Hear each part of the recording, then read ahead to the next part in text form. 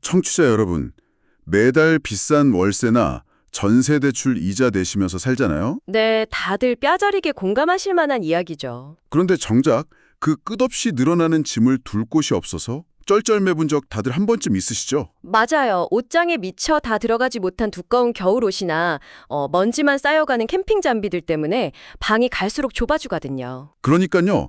우리의 방은 갈수록 숨막히게 좁아지는데 여기서 진짜 기막힌 아이러니가 하나 있습니다. 매일 출퇴근길에 무심코 지나치는 도심 한복판의 화려한 빌딩들 있잖아요. 네네. 그 건물들의 춥고 어두운 지하실은 막상 텅텅 비어서 썩어가고 있다는 사실입니다.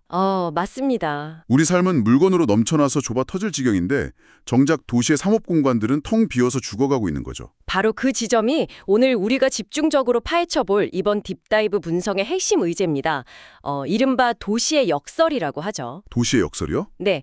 공간을 간절히 필요로 하는 사람들과 주인을 찾지 못해서 버려진 도심의 거대한 건물들 사이에서 발생하는 극단적인 불균형입니다. 그렇죠. 그래서 이번 딥다이브에서는 이 기묘한 불균형을 완전히 새로운 문법으로 해결하겠다고 나선 한 프롭테크 기업의 피치덱 자료를 샅샅이 해부해보려고 합니다. 박스풀이라는 기업의 자료죠. 네, 맞습니다. 만약 지금 청취자 여러분께서 그냥 동네 빈상가에 캐비넷 몇 개 가져다 놓는 뻔한 창고업 이야기구나 라고 생각하셨다면 완벽한 오산입니다. 절대 그런 단순한 비즈니스가 아니거든요. 네, 이 자료가 담고 있는 비전은 상상 이상으로 거대하고 도발적입니다. 자, 그럼 이 자료들을 본격적으로 한번 파헤쳐보죠. 전문가님, 이 피치덱 처음 보셨을 때 어떠셨어요? 저 역시 이 자료를 처음 분석하면서 와, 이거 상당히 놀랍다라고 생각했습니다. 이건 단순히 남는 공간에 짐을 쌓아두는 물류 비즈니스가 아니에요. 그럼요. 인공지능, 그러니까 AI나 사물인터넷, IoT, 그리고 최근 금융계의 아주 뜨거운 감자인 부동산 토큰화, STO라고 하죠. 이런 거대한 딥테크 기술들이 오프라인 공간과 결합된 겁니다. 오프라인과 딥테크의 결합이군요. 맞습니다. 완전히 새로운 부를 창출하는 아주 정교한 마스터 플랜에 가깝습니다.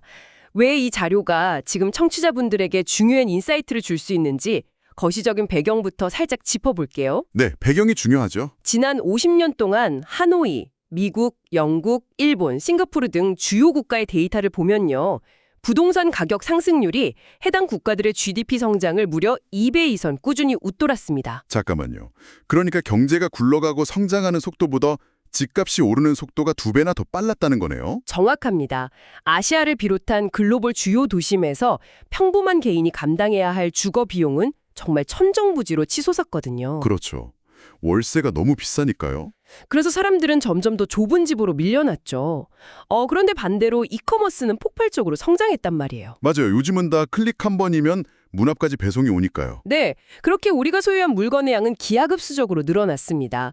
거주 비용은 계속 오르는데 보관해야 할 짐은 많아지는 이 구조적 모순이 생긴 거죠.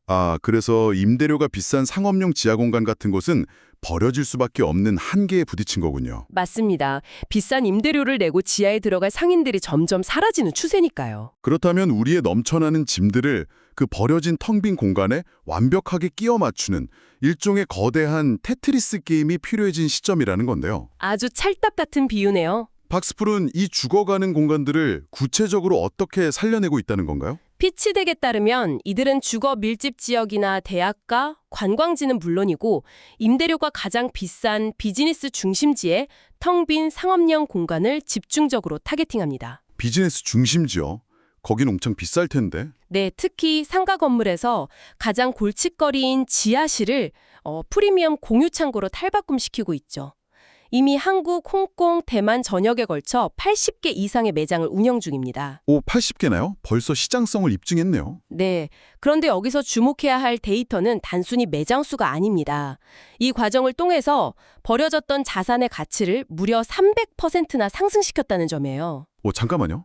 80개 매장은 그렇다 치고 자산 가치가 300% 상승했다는 건 솔직히 좀 믿기 어려운데요? 그런 의문이 드는 게 당연하죠. 아니 아무리 공간을 잘게 쪼개서 박스 몇 개, 집 몇 개 더 보관하게 해준다고 한들 죽어있던 지하실의 가치가 하루아침에 3배나 뛰어오를 수 있는 건가요? 그렇죠. 그냥 공간 임대료를 그만큼 비싸게 받는다는 뜻인지 아니면 무슨 다른 마법 같은 메커니즘이 있는 건지 좀 의심스러운데요? 아주 예리한 지적입니다.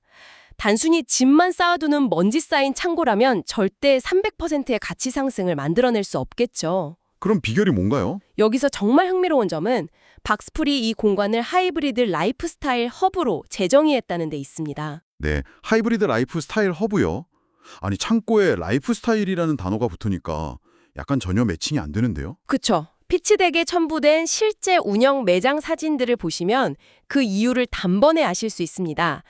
이곳은 막 철제 캐비넷만 덩그러니 놓여있는 차가운 공간이 아니에요. 아, 사진 보니까 확실히 좀 다르네요. 네. 사람들은 이곳에 와서 짐만 틱 맡기고 떠나는 게 아니라 아예 머물기 시작합니다. 매장 안에는 플레이스테이션 같은 콘솔 게임이 갖춰진 프라이빗 게이밍 룸이 있고요. 창고에 게이밍 룸이 있다고요? 네, 그리고 프라모델을 조립하거나 3D 프린터를 마음껏 쓸 수 있는 작업 및 취미 스테이션도 마련되어 있습니다. 와, 진짜요? 심지어 습도와 온도가 완벽히 제어되는 고가의 와인 보관소나 미술품 수장고도 있고요. 소중한 오토바이를 안전하게 주차하고 직접 정비까지 할 수 있는 특수 보관소도 있습니다. 아, 그러니까 창고에 안 입는 옷 찾으러 갔다가 내친 김에 친구들이랑 보드게임도 좀 하고 내가 아끼는 오토바이도 닦고 올 수 있는 일종의 비밀 아지트가 되는 거군요. 맞아요. 바로 그겁니다. 단순한 수납 공간을 넘어서 사람들이 기꺼이 시간을 보내고 즐기는 컨텐트 중심의 커뮤니티로 진화한 거죠. 아, 이제 좀 이해가 가네요. 사실 부동산의 가치는 결국 사람들이 그 공간에 얼마나 오래 머물고 얼마나 자주 방문하느냐에 따라 결정되거든요. 트래픽이 곧 돈이니까요. 네, 충성도 높은 커뮤니티가 형성되고 체류 시간이 길어지니까 당연히 죽어있던 지하실에 활력이 돌고 안정적인 현금 흐름이 발생하게 된 거죠. 그게 자산가치 300% 급등이라는 결과를 낳은 겁니다. 듣고 보니 완전 고개가 끄덕여집니다. 그런데요, 전문가님. 이 화려한 복합 공간 이야기를 들으니까 제 머릿속에 바로 경고등이 하나 켜지네요. 어떤 경고등이죠? 오토바이 정비소에 습도가 생명인 와인셀러에 게이밍룸까지.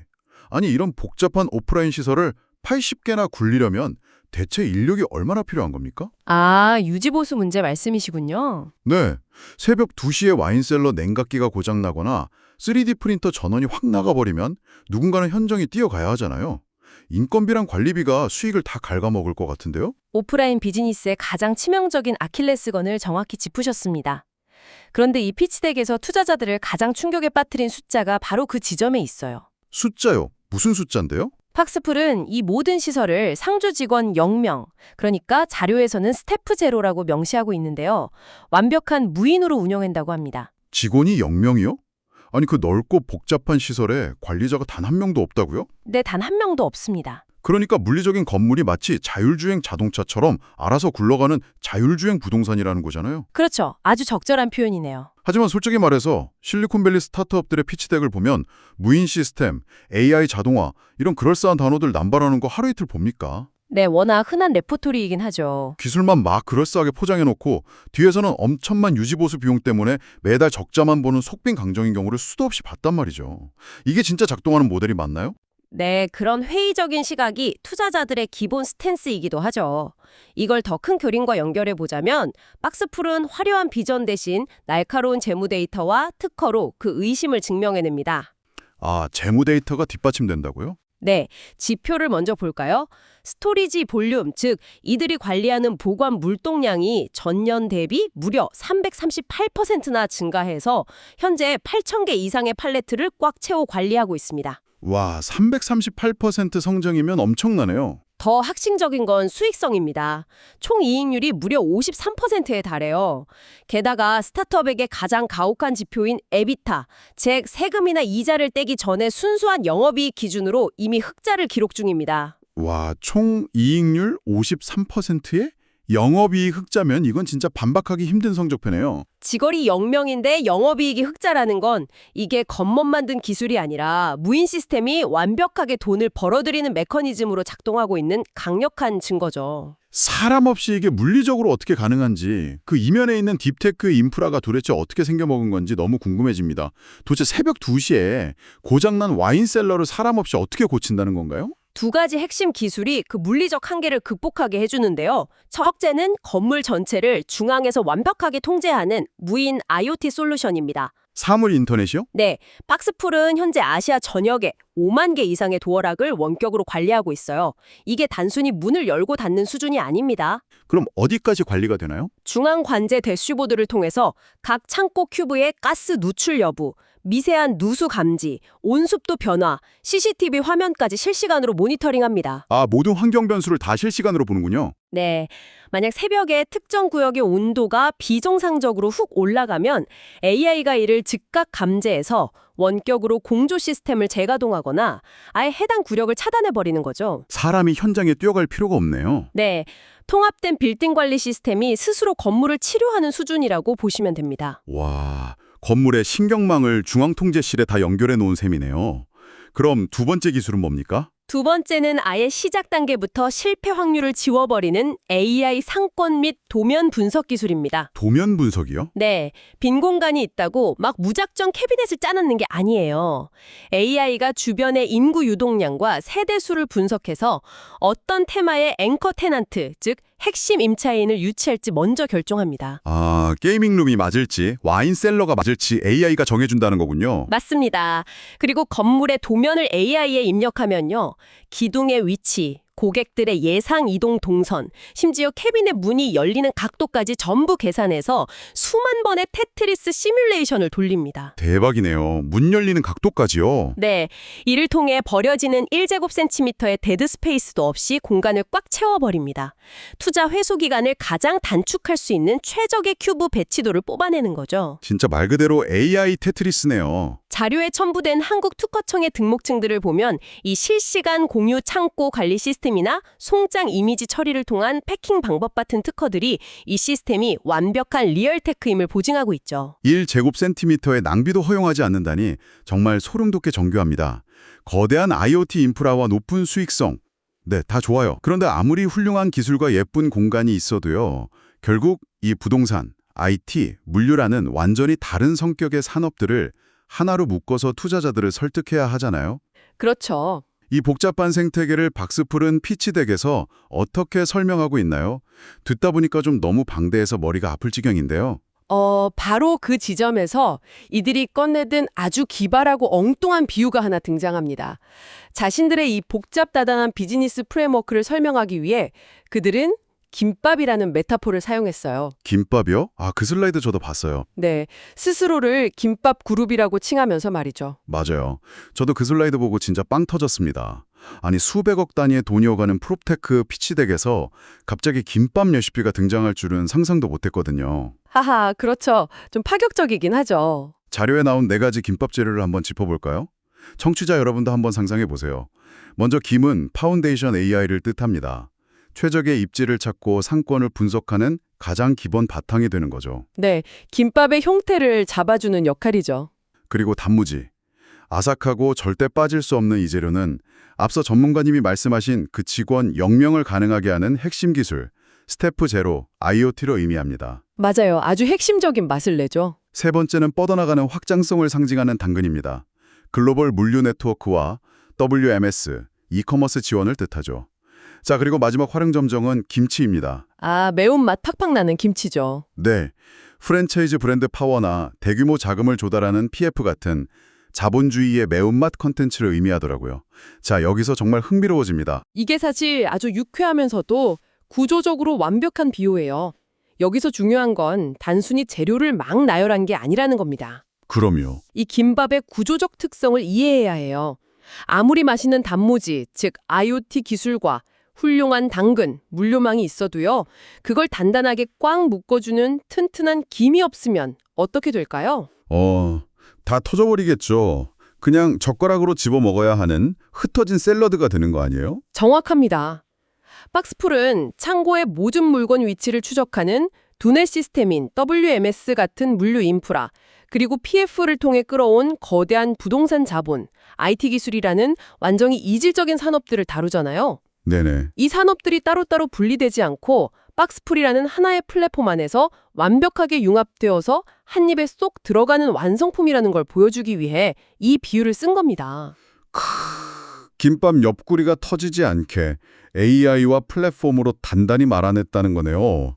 비유가 정말 찰떡 같습니다. 뇌리에 확 꽂히죠. 자, 이들이 빈 공간을 어떻게 라이프스타일 허브로 바꾸는지, 그걸 어떤 기술과 구조로 굴려가는지 이제 완벽하게 이해했습니다. 네. 그런데 청취자 여러분의 입장에서 정말 귀가 번쩍 뛸 만한 가장 충격적인 하이라이트가 아직 하나 남아있죠. 네, 드디어 금융 파트로 넘어가야겠네요. 맞습니다. 이 비즈니스가 어떻게 자본시장과 엮여서 평범한 개인의 삶, 그러니까 바로 우리의 삶을 어떻게 뒤흔들게 되는지에 대한 이야기죠. 네, 아주 중요한 대목입니다. 저는 자료에서 이 도발적인 문구를 보고 약간 소름이 돋았습니다. 혼자서 부동산을 사는 시대는 끝났다. 아, 정말 강렬한 문장이죠.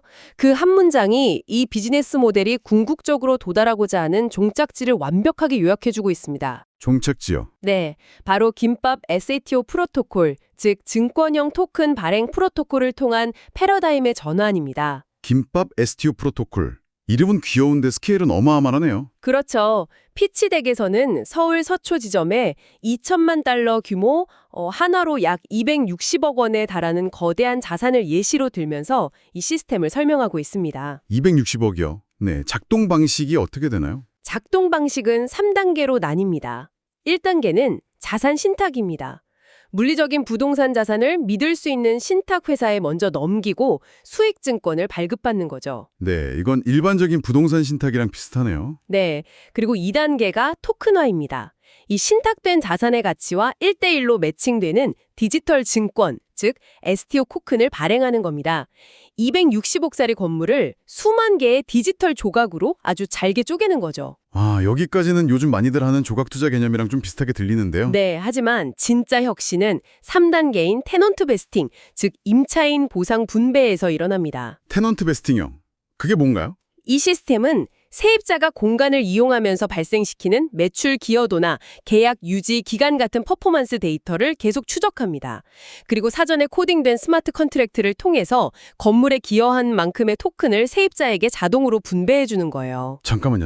도대체 무슨 의미일까요? 제 귀를 살짝 의심하게 되는데요. 네. 그러니까 제가 저 서초동 지점에 가서 안 입는 겨울옷을 보관하거나 보드게임을 하면서 매달 월 이용료를 따박따박 내면 그 대가로 제가 그 260억짜리 건물의 지분을 받게 된다는 뜻인가요? 네, 정확히 그겁니다. 네요.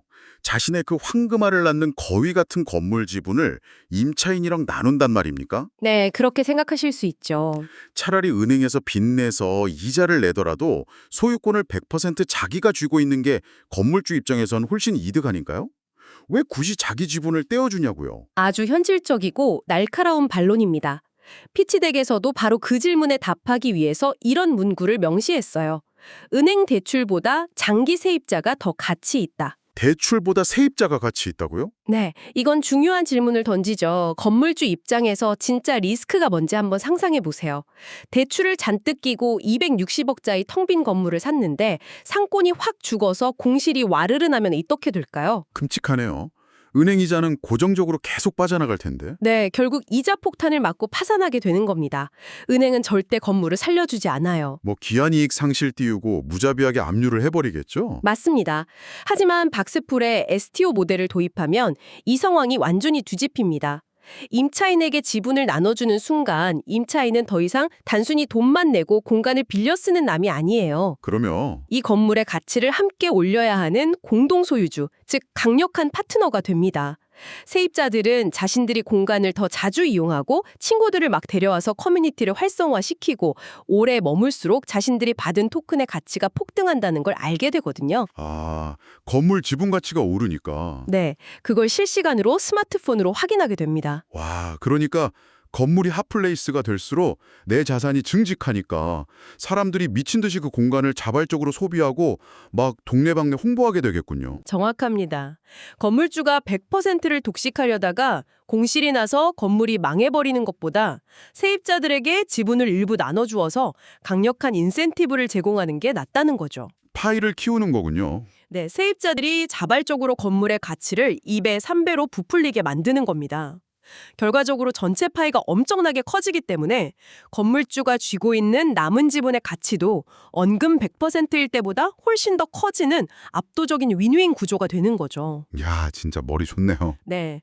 전통적인 임대인과 임차인 사이에 그 적대적이고 착취적인 관계가 있잖아요. 그게 완전히 해체되고 함께 건물의 가치를 끌어올리는 운명 공동체로 재편되는 겁니다. 듣고 보니까 진짜 뒤통수를 한 대 세게 맞은 기분입니다. 내가 매달 그냥 허공에 뿌린다고 생각했던 소멸성 월세나 이용료가 사실은 그 건물을 조금씩 소유해 나가는 투자금으로 전환된다는 거잖아요. 그렇습니다. 사실 평범한 개인들에게 260억짜리 서초동 건물을 통째로 살 수 있는 자본은 없잖아요. 절대 없죠. 하지만 이 디지털 증권과 토큰화를 통해서 일반적인 소비자들도 극도로 투명하게 대형 상업 공간의 소유권을 나눌 수 있게 됩니다. 이것은 단순한 부동산 투자를 넘어선 거대한 자본의 민주화자, 새로운 패러다임이라고 볼 수 있어요. 와, 오늘 정말 압도적인 여정이었습니다. 내 방을 가득 채운 그 골칫거리 짐을 좀 해결해 보려고 동네 상가의 낡은 지하실 문을 열었더니 그곳엔 직원이 한 명도 없지만 완벽하게 쾌적한 온도를 유지하는 라이프스타일 아지트가 숨어 있었던 거고요. 네, 아주 동화 같죠? 그리고 그곳에서 친구들과 즐겁게 보드게임도 하고 와인도 마시며 시간을 보내다 보니까 어느새 스마트폰 알림이 띠링 울리면서 내가 그 수백억짜리 건물의 주주가 되어 있음을 알려주는 거잖아요. 네, 완벽한 요약입니다. 이것이 바로 박스풀의 아시아의 도시공간 인프라를 혁신하고 있는 무서운 방식이었습니다. 요약을 아주 멋지게 해주셨네요.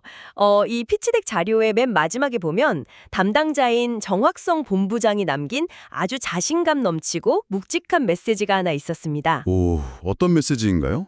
폭발적인 스톡옵션 가치 상승이 일어나기 전 1에서 100으로 가는 이 거대한 흐름에 지금 당장 합류하라. 와, 지금 당장 합류하라. 엄청난 자신감이네요. 네, 그만큼 이 무인공간 기술과 토큰화 금융의 결합이 세상을 바꿀 임계점에 도달했다는 스스로의 강력한 확신일 겁니다. 청취자 여러분, 오늘 퇴근길에 늘 지나치던 동네 상가의 텅 빈 건물이나 어두운 지하실을 다시 한번 가만히 들여다보시길 바랍니다. 네, 시선이 달라지실 거예요. 그 버려진 공간들이 머지않아 여러분이 취미를 즐기고 동시에 지분을 공유하면서 배당을 받는 거대한 하이브리드 아지트로 변모할 수 있으니까요. 오늘 우리의 분석은 결국 공간 그리고 소유의 의미를 근본적으로 다시 묻고 있습니다. 우리는 늘 공간을 그저 돈을 내고 소비하고 지나가는 곳으로만 여겼잖아요. 그렇죠. 내 소유가 아니니까요. 네. 그런데 그 공간과 적극적으로 상호작용하면서 나의 자산이 함께 성장할 수 있다는 생각은 미처 하지 못했으니까요. 아주 신선한 충격이었습니다. 네, 그래서 오늘 딥다이브 분석을 마무리하면서 피치덱 자료에는 없지만 이 방송을 듣고 계신 청취자 여러분이 스스로 탐구해 볼 만한 도발적인 질문을 하나 던지고 싶습니다. 어떤 질문이죠? 만약 박스풀의 이 토크나 모델이 단순한 창고를 넘어서 우리가 살아가는 도시 공간 전체로 확장된다면 세상은 어떻게 될까요? 아, 도시 전체로요? 네, 우리가 매일 땀 흘리는 단골 헬스장, 매주 주말마다 가서 커피 마시는 동네 카페, 심지어 매일 걷는 그 화려한 상업거리 전체의 지분까지 우리가 활동하고 기여한 만큼 토큰으로 소유할 수 있게 된다면 말이죠. 와, 상상만 해도 짜릿하네요. 그때 여러분에게 소유권이라는 개념은 과연 어떤 의미로 다가올까요? 어쩌면 우리는 미래의 도시에 막 비싼 월세를 내며 얹혀 사는 수동적인 존재가 아닐지도 모릅니다. 그럼 어떻게 되는 거죠? 도시 그 자체를 일종의 구독 서비스처럼 이용하고 내가 숨쉬고 밥 먹고 활동한 만큼 도시로부터 배당을 받으며 살아가게 되는 것은 아닐까요? 정말 놀라운 발상의 전환이네요. 여러분의 좁은 방을 답답하게 채웠던 그 골칫거리 짐들이 어쩌면 여러분을 도시 전체의 진정한 주인으로 만들어줄 첫 번째 열쇠였을지도 모릅니다. 네, 깊이 생각해 볼 만한 주제입니다. 이상 오늘의 딥다이브 분석이었습니다. 늘 그렇듯 남겨진 질문에 대한 판단과 상상은 여러분의 몫입니다. 함께해 주신 여러분 감사합니다.